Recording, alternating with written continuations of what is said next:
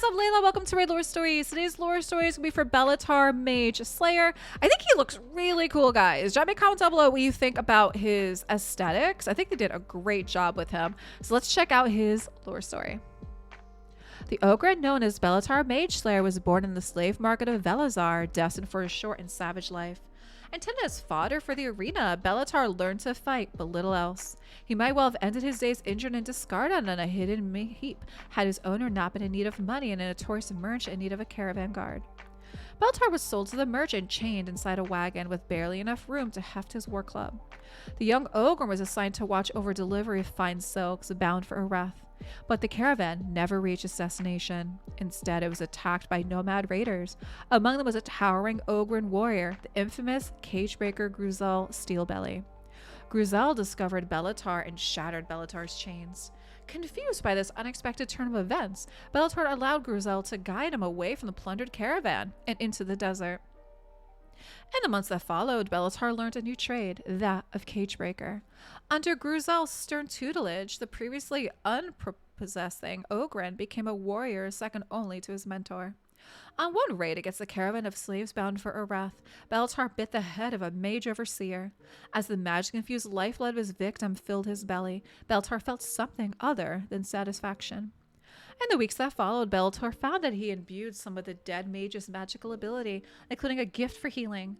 But as his skill with this stolen magic grew, his desire to spend his days fighting waned. In time, Belletar took his leave of Gruzel and the life of a cagebreaker. While he'd found much satisfaction freeing others from Velazar's cruelty, something told him that his fate lay elsewhere, not as a warrior, but as a shaman. Wishing to fully explore his magical skill undisturbed, Belletar traveled deep into the desert where even nomads feared to go. There, in a dying oasis, Belletar spoke with the spirits of the desert and the wastes. As the years passed, he learned how to strengthen a warrior's flesh and sinew, or drain them of strength, as well as how to draw upon the blessings of the wind and the sand.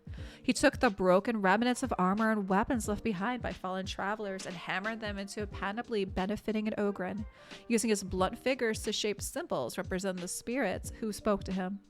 He did the rest of the forging with his magic, honing and shaping the old metal into something ornate and elaborate even as he worked it with his bare hands.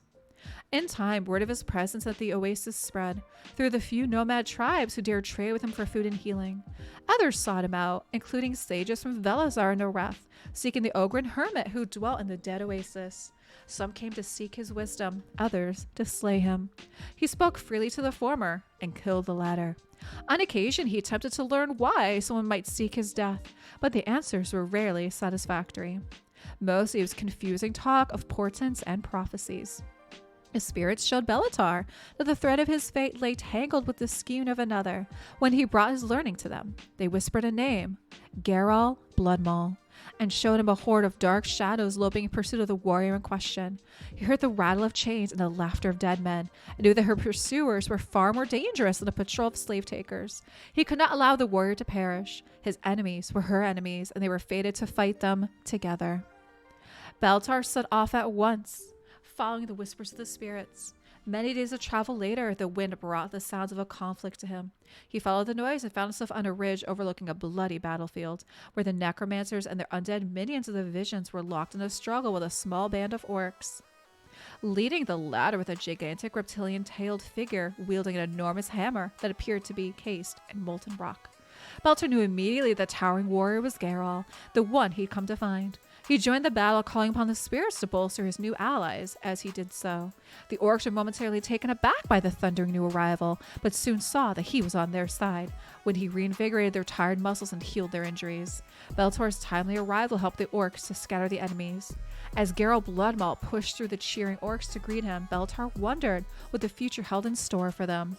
Alright, so I thought it was kind of cool that they actually intertwined his lore story with the new orc mythic Geralt here, right? Because they talk about the tail, they talk about like all this, right? Like the flaming hammer and all of this as well too. So I kind of think that that's neat that they intertwine them in some ways like that with the story. Guys, drop me comments down below. What'd you think for the lore story for Belletar? And thanks so much for watching.